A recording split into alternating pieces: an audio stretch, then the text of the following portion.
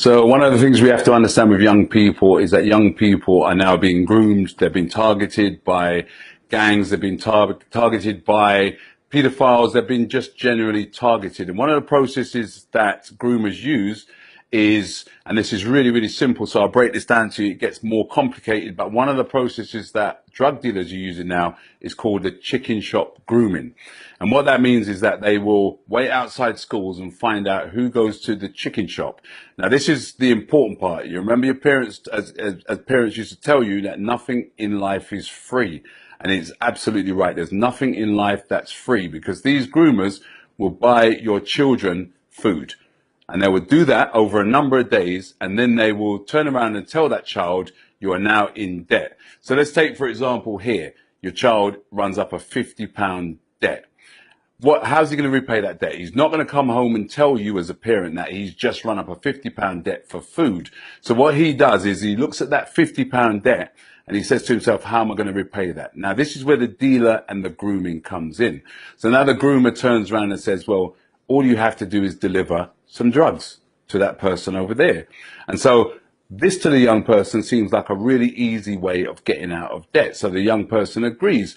But the problem is this, is that dealer is organized for that young person to be robbed whilst delivering those drugs. So now you've got a £50 debt, which has now turned into an almost £500 or £600 debt here.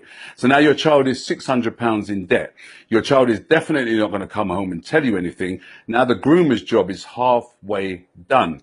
So here's the other thing. So now, how do you get out of a £550 debt as a young person? You go back to the person who you trust, the person that groomed you, and you ask if they have solutions. And obviously they're going to have a solution. So the solution is this. Why don't you deliver some more drugs to cover the money you've initially were in debt for, the money you lost, and also the money that you can make from these drugs. So now your child is thinking, all I want to do with my life is repay these people, because I don't know how I got into this problem, but I just want to repay the debt.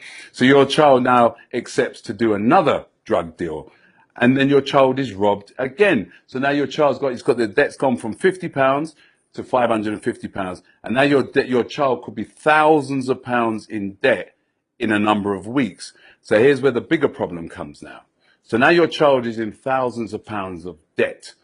And we're seeing up and down the country that children are going missing. You know, children are going missing for 2 or 3 weeks. We suspect that they are in cuckoo houses or crack houses selling drugs to pay off debts. So now your child is in thousands of pounds debts. And what we're finding is now parents are finding out that their children are in debt, and they're finding out because drug dealers are coming and kicking their doors open and telling them that they need to pay this money. So the whole point of this message is this.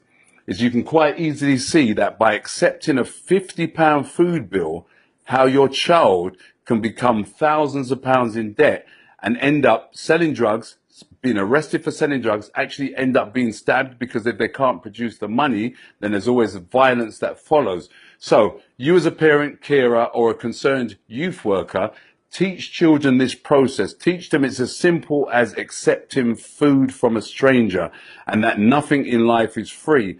And the most important thing about this whole message is this, is that grooming is one of the most natural and easiest processes known to man. We do it in relationships, we do it, but groomers are targeting vulnerable children to get them in debt.